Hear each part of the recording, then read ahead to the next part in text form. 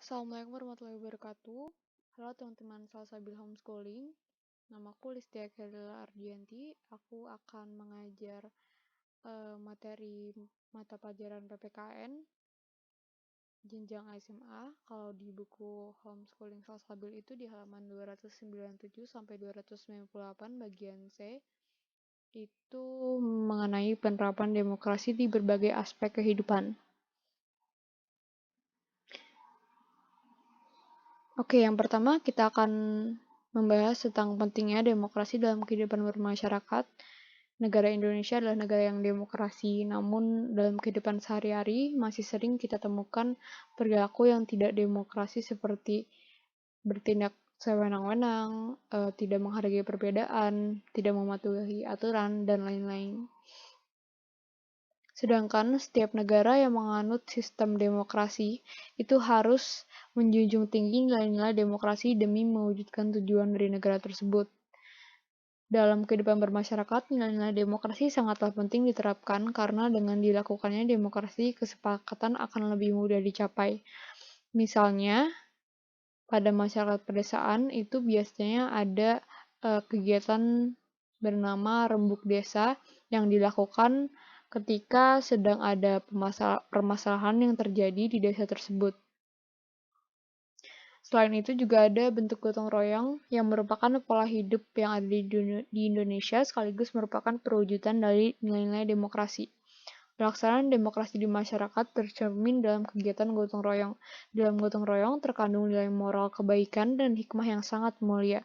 Gotong royong dan musyawarah sangat diperlukan oleh masyarakat karena pada hakikatnya manusia merupakan makhluk sosial yang tidak bisa hidup sendiri tanpa bantuan orang lain. Dengan gotong royong dan musyawarah, kita juga diajarkan untuk menghormati pendapat orang lain dan saling toleransi. Memang nampaknya ini lebih familiar sebagai bukti penerapan sistem demokrasinya itu di wilayah-wilayah pedesaan ya, karena di perkotaan itu masyarakatnya cenderung bersifat individualis, jadi sedikit sulit untuk bisa menekankan sikap demokrasi ini karena nyatanya itu orang-orang di perkotaan itu lebih mementingkan kepentingan sendiri daripada kepentingan bersama. Jadi bisa kita highlight bahwa kita patut mencontoh sikap demokrasi di masyarakat pedesaan.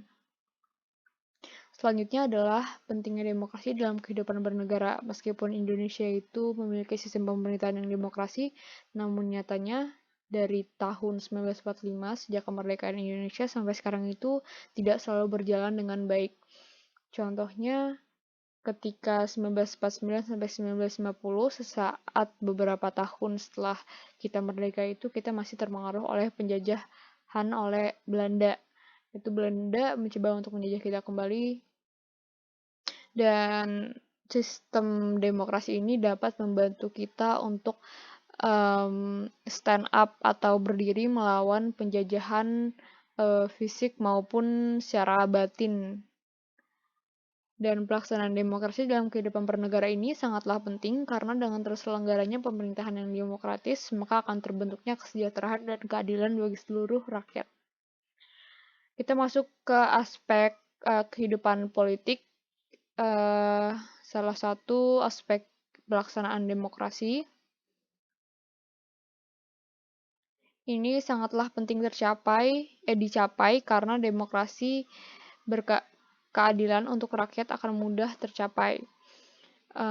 Pada saat ini bukti nyata yang sudah sangat familiar terdengar oleh kita adalah pemilu. Jadi pemilu itu merupakan salah satu bentuk demokrasi di mana setiap individu atau rakyat Indonesia itu memiliki hak untuk menyatakan suaranya atau pendapatnya untuk memilih siapa yang akan memimpin daerahnya atau mewakili dalam tanda kurung ini DPR atau bahkan memimpin Indonesia secara keseluruhan.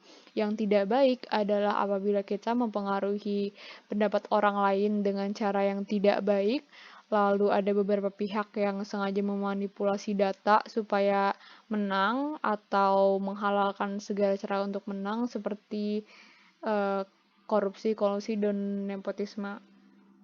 Sikap-sikap tersebut adalah sikap yang sangat bertentangan dengan cerminan demokrasi, karena kepentingan sendiri atau kepentingan satu pihak itu mereka prioritaskan daripada kepentingan bersama. Berikut adalah contoh penerapannya dari kehidupan politik. Itu berpartisipasi dalam pemilihan RT ini seperti pemilu tapi lingkupnya lebih kecil, memilih pemimpin yang cerdas, mengikuti kegiatan organisasi, berani menyatakan pendapat, dan lain-lain. Yang kedua adalah pelaksanaan demokrasi dalam kehidupan ekonomi.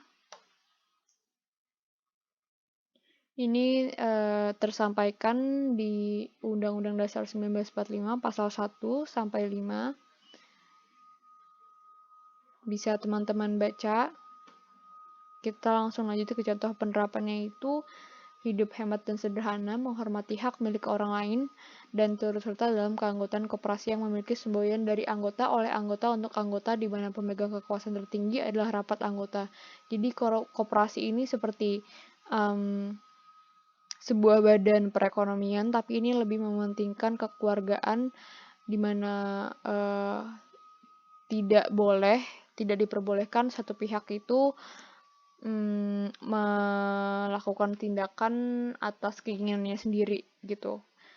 Dalam koperasi ini, sesuai semboyannya, terlihat bahwa badan koperasi ini sangat menjunjung tinggi kepentingan bersama. Yang ketiga adalah pelaksanaan demokrasi dalam kehidupan sosial dan budaya. Contoh penerapannya berpartisipasi dalam kegiatan sosial kemasyarakatan, ikut serta dalam gotong royong, menjaga sarana umum, menjaga kebersihan, bergaul tanpa memandang perbedaan suku, agama, dan ras, mengelola program budaya masyarakat, menghormati lembaga sosial yang ada, dan menjadikan demokrasi sebagai sebuah budaya yang harus dijalankan dalam kehidupan sehari-hari.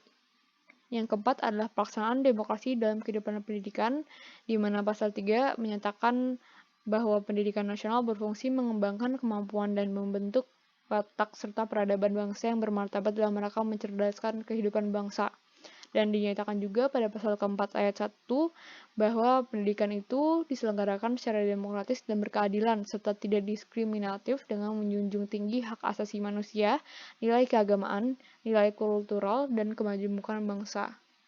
Jadi kita bisa sama-sama lihat bahwa betapa pentingnya itu pendidikan, dan pendidikan adalah merupakan salah satu senjata bagaimana kita bisa menerapkan sistem demokrasi, karena generasi penerus bangsa adalah satu-satunya generasi yang akan menggantikan generasi atasnya. Jadi kita bisa merubah hal-hal yang mungkin kita bisa rubah itu dengan menanamkan pendidikan atau pengetahuan yang baik kepada adik-adik kita atau generasi penerus bangsa kita. Jadi contoh penerapan yang bisa kita lakukan sebagai generasi penerus bangsa adalah tekun dalam belajar, mengikuti pelajaran dengan rajin, mengerjakan tugas yang diberikan oleh guru atau tutor. Yang kelima adalah demokrasi dalam kehidupan hukum.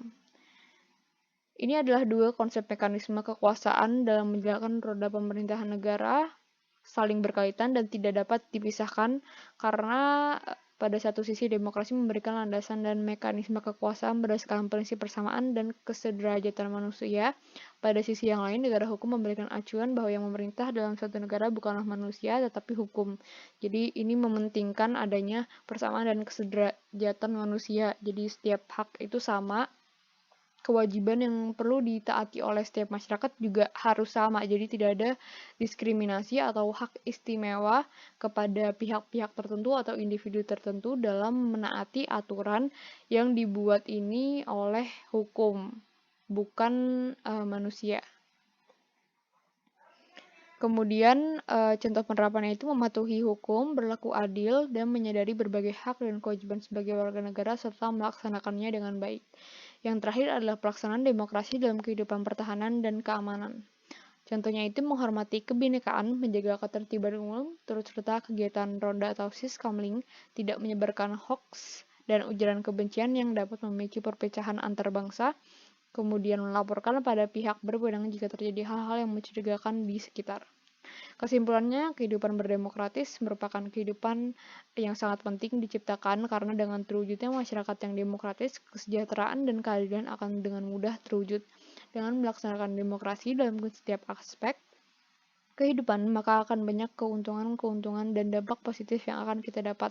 Kehidupan yang demokratis harus ditanamkan sejak dini dan dimulai dari keluarga, lalu sekolah, kemudian masyarakat.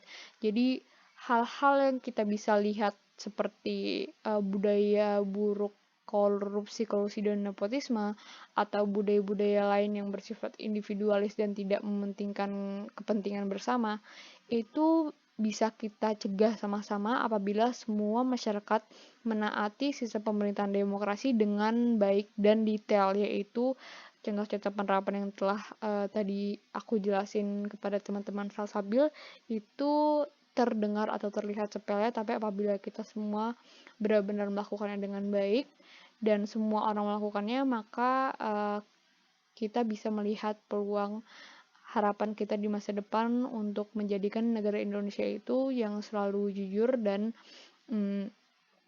bersama-sama memajukan setiap masyarakat dan tidak memiliki adanya kesenjangan sosial di wilayah manapun. Baik, itu tadi penjelasan yang telah saya sampaikan mengenai materi penerapan demokrasi dalam kehidupan sehari-hari.